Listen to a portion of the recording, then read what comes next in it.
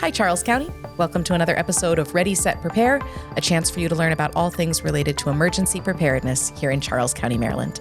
I'm Doria Fleisher in the Media Division, and I'm so excited, as always, to be joined by our great co-host, Wade Haubert. Wade, thanks for being here. Great to be here, as always. So, Wade, we're trucking along with the Ready, Set, Prepare series, and you as our emergency manager are willing to give up your time, come into the studio and talk each month about what's going on to get us prepared and safe in case of emergencies coming up, yeah? Yes, and we'll be talking about the exciting world of flooding.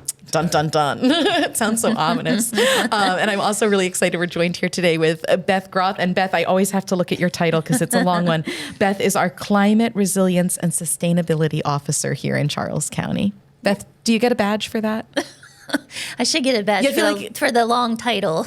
The long title, sure. But also that word officer carries such weight. Like, I really feel like you should have a whole uniform that you could go out, and we'll put that in next year's budget too. We'll ask Jake Dyer to make sure you can be appropriately suited up for this role. Right. Beth, you've been with Charles County government a long time. Mm-hmm. And your background is, when we talk about emergency preparedness, yours is more the resilience component of that, right? Less of the emergency part and more of the let's try not to have an emergency. Is that an accurate statement? Correct. Yes. So I have a planning background. That's where I got my master's in. And, I have also an environmental background. So I sort of tied the two together and, looking at how we can keep our communities prepared. Beautiful. All right. So Wade, get us started, please, from the emergency management perspective. I heard you say something this morning. We were in a conversation and you used the expression in the emergency management world. And I was like, oh, I got to get him to say that on tape. So Wade, I'd like you to start with in the emergency management world and then go into what is flooding? Why are we talking about that today? All right. Well, in the emergency management world, there's several areas that we focus on: preparedness, response, recovery, and mitigation. So flooding would come into play in any of those areas. If we have a flood, we're going to respond to it, but we want to prepare for one. We want to mitigate it, and then if there is a flood, we would want to recover from it. So just that one type of emergency or disaster is something that could potentially touch every aspect of emergency management and all of our partners throughout the county. Right. And flooding is something we hear about. I know, Wade, you've talked about your work when you were in California, your work you were in Florida, which to me, like, when I hear those words, I hear flooding, but Maryland, flooding is a thing. Right. And Beth, talk to us a little bit about, please, when we say flooding in Charles County, what is the definition of flooding? What is flooding? Why are we caring about it here, specifically in our area? Sure. So flooding essentially is water that overflows dry land. Okay. So anytime we get sort of a deluge of a storm, several inches of water coming down from a precipitation event, if there is a backed up stormwater drain, that can cause a flooding event. So it's not just limited to rivers and streams. I mean, it can happen in your own backyard. It can happen in a neighborhood setting on the roadways there, any roadway in the county. And flooding essentially is occurring because Charles County is a coastal county, and we have we're experiencing, a high water table and also some sea level rise in areas. And so there's a bit of a recipe for why flooding does occur. And when you say that recipe, if I'm hearing you correctly, I'm hearing some of it is that just Charles County, so many of us came here or stay here because we love the water. We're close to the water. It's a part of our lives. Yep. So that's part of the recipe. But then the other part is that in your work, you talk about climate change, you talk about climate resiliency. And so the other part of the recipe is that as the world changes, places like Charles County are even more at risk. Is that an accurate statement? Correct, yes. And so for the reasons I mentioned, I mean, we are having more sea level rise. So every year we see just a little bit more creeping up along the shorelines. Okay. And we notice that when there's a storm surge, we can definitely see more water and more backyards along the river and streams in the county. So, yeah. So while these are conversations that certainly, flooding is biblically old in terms of we could have been having this conversation a long time ago, but its relevance is just especially valuable now. Was that accurate? Mm-hmm. Okay. Yes. Yeah. So Beth, what would you want our residents to know about flooding? I mean, a lot of your work is going out and trying to educate and promote ways that the community can be more resilient. From that perspective, talk to us about what you'd want residents to know when we talk about ready, set, prepare? How can residents be ready, set, prepared for floods? Sure. So we know already that there's a number of residents in the county, a number of neighborhoods that are experiencing flooding. And we worked with the Resilience Authority to go through a list of those and assess those places and prioritize them. And so currently our office is actually going through that list and working to make the repairs in those neighborhoods. But certainly if you aren't on that list and you are experiencing some kind of flooding event and you want us to know about that, I mean, there are ways to get in touch with us. We have contact forms specifically for that purpose on our website. And also, we're encouraging residents to utilize what's called the MyCoast app. So it's an app you can download on the App Store from your phone. You can also access it online, and it helps us and it helps the state to also track where these events are taking place. So if you go in, and even if it's something that happened last week or it's currently happening, you can take pictures and post them, and it'll automatically be able to tie where your location from your phone to where the flooding is taking place. And that's good to get a record of where these events are taking place over time. So some of it is just knowing that it exists. So you've identified some of the neighborhoods and communities it's happening in. But if you're not aware, you want people to say like, hey, did you know that this standing water sits in my yard, or this washed away when we had this big storm? Am I saying that correctly? Yes, absolutely. So we always do want to be aware, and we went through a nuisance and urban flood plan process a few years ago, and so we have also identified roadways and such that have been noted by either the sheriff's office or other residents as well. But every year things are different and things change, and flooding isn't going to stay the same in any one area. So we know that new places will be identified pretty much every year. Okay, so one component is really just having residents feeling comfortable reaching out and saying, I noticed this, I see what's going on. And then Wade, from your perspective, when I heard Beth say, like, we know these roads, that's where our citizen notification system can come in, right? That if we know an area is at risk of flood or a road, we can tell people early, stay off that road, or that's going to be closed, or caution. Right. Yeah. Citizens can sign up for the alerts. They do that, and they'll be able to get information if there's a problem, if they would need to evacuate, any of those types of scenarios.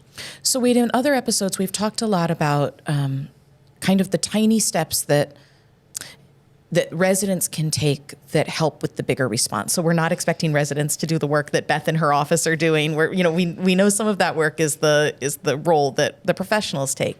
But for the community, what are some steps that you would recommend so that the professionals can do their job, both in hoping to avoid, but also, like you said, mitigate when it happens?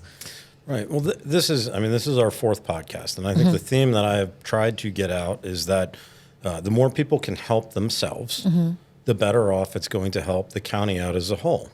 And so arming yourself with knowledge is one of the best things that you can actually do. Doesn't cost anything. Right. Everybody's got access, whether it's through a home or through the library, to just look things up. And you can go on websites to find out, are you in a floodplain? Where are the floodplains? Does grandma live in the floodplain where I might need to be aware of that? So look up the USGS website. Look up any of the myriad state websites that are out there. Then you can look into flood insurance if you want. Find out, because a lot of people aren't aware of the fact that their regular homeowners or renters insurance might not cover things that are actually covered by flood insurance, and understand the difference that's out there. So that being prepared with knowledge. And Beth, am I remembering that during one of our Citizens Academy programs, you actually showed the whole class, you used one of our GIS overlay maps, right, to show flooding in Charles County? How would a resident, if they wanted to look at their own address on our mapping system, can you talk about how they would do that? Sure. So they can go to the website, and if they probably the easiest way would be to just type in GIS map into the search bar, and it should come up with the Planning Growth Management's GIS mapping system. And from there, you can type in your address, and it should pull up and it will give you, there's lots of layers on the map. So if you just start clicking down the different layers, you can see, and one of them is floodplain. Okay. So that is one way you can certainly get more information. I will point out, though, that we have several instances of flood insurance claims that are outside of floodplain. So certainly don't expect that even if you aren't in a floodplain that you might not need flood insurance. I would recommend that everybody still consider and look into it just in case, because a lot of the claims do come from outside of flood areas. So being able to see if you're in a floodplain may mean that you're at higher risk for Correct. flooding, but it Yes. does not mean a guarantee of like, ooh, Yes, I'm not. doesn't mean Phew. you're immune. Okay, gotcha. So we want people to know that it's not That's a guarantee right. either That's way. right. Okay, excellent. And Wade, like you said, this is the 4th podcast. There's this theme of preparing yourselves. Other kind of just good knowledge or places to go where people would know if they are experiencing a flood. So we've talked about kind of the things you can do beforehand. If a flood occurs, what do you want people to know, do, not do, think about? Right. Well, I mean, FEMA's got plenty of good information out there. Ready.gov's got plenty of good information. The state has a whole bunch of information that's out there. On an individual level then too, just like any of the other disasters that we have, or emergencies that we've talked about, think about that impact. If a flood is going to impact things from a more stationary standpoint, that place you're at, right? So, if you have a subterranean basement where you've got a bunch of valuables in there, make sure that you've done things to inventory those things. Have you taken steps to protect the actual building itself? I'm not saying build a moat, but Right. there's things you can do to look into it. Have you sealed it? Sealed the thing properly. There's other things too. Think about it from your community, your church, your library, any historic areas. There's actually things out there where there's grants available for historic preservation and things like that, where a lot of people might not think about it, but those could be prone to flooding. And maybe just do some research. If there's that place you volunteer at, double check and see how vulnerable they are. I think I'm laughing at myself because I am definitely the kind of person where preventative maintenance is not always my jam. So I always laugh that when the light shows up on my car dashboard and I'm like, oh, Doria, you were supposed to look like you could have prevented this light coming on if only you'd. And so I hear you, Wade, and I'm going to try to take to heart that idea that, so much can be done beforehand. And especially if there's grant funding available to make ourselves more resilient before that flood even occurs, that we're doing better. So. And unlike some other emergencies or disasters, again, this is one, much like a snowstorm or a hurricane, where there's going to be an opportunity to prepare for it. You have a little bit of advance notice, so the insurance and things like that, you plan them a little further out. But even if, water level's starting to rise, you've got the ability to address those situations in your home or your place of business. And take them seriously. Yeah. Yeah, awesome. So that I hear your voice in my head of the more we can do to protect ourselves, then county resources can go to protecting the greater good instead of handling kind of individual crises. Wade, something that comes up sometimes in our Citizens Academy program also, we hear what about the sandbags that Charles County used to give sandbags? We don't always give them anymore. What's kind of the big picture talk on sandbags? Well, as a combat veteran in Iraq, the idea of sandbags brings back all kinds of bad memories. So, all right. So sorry to get you on that one. It's not fun. It's not a fun thing to do, and it's a labor-intensive task. And so when people talk about sandbags, I guess one of the things I would say is, what exactly is your end goal? Sometimes it might make you feel good that you're getting sandbags, but do you actually have the time, resources, and individuals available to fill a large amount of sandbags to protect whatever area it is you're thinking about? Just think about your house. If you were to face flooding there, how many sandbags would it actually take to fill? How many people would it take? And then where are you going to get the fill? Move them, right, put exactly. them, yeah. And you alluded to where I had worked before, in areas, Florida, California, where, these floods occur and you've got flash flooding and things like that, which is you can't really prepare for that. But, right.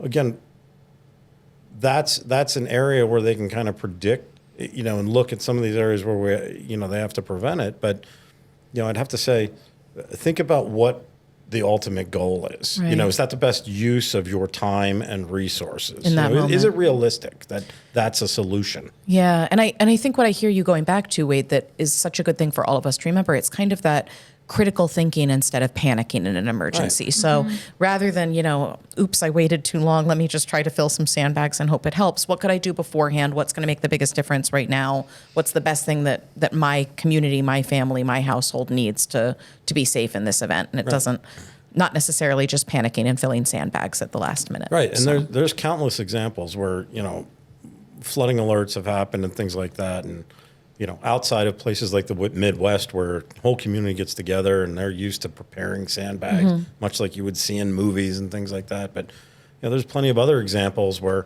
counties will go out and order sandbags and they'll distribute them and they end up never being utilized because people don't have a shovel or don't have the stuff to fill them. Right.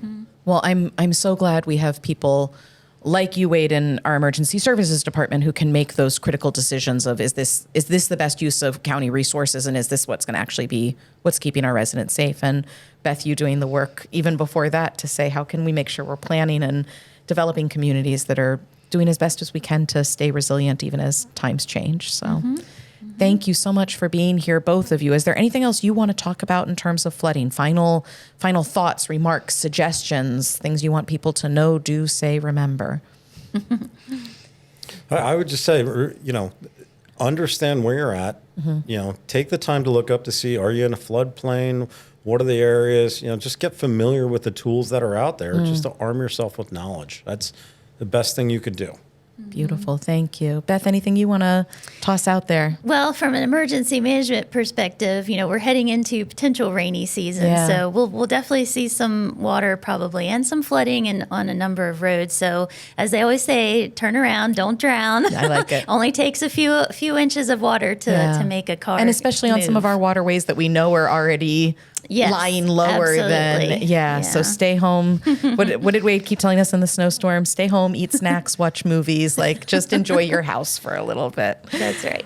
Well, I always think that maybe if we do, these podcasts and videos, maybe it means that we'll be prepared and we won't have a flood because we talked about it. So Murphy's Law, now we're good to go, right? Thank you so much for being here, both of you. We have Wade Haubert, our emergency manager with Department of Emergency Services, and Beth Groth, our climate resilience and sustainability officer with Planning and Growth Management. Thank you both. Doria. Happy to be here. Thank you. Thank you. And thank you so much for tuning in. As Wade said, your knowledge is a great first step in helping to keep our communities and you safe.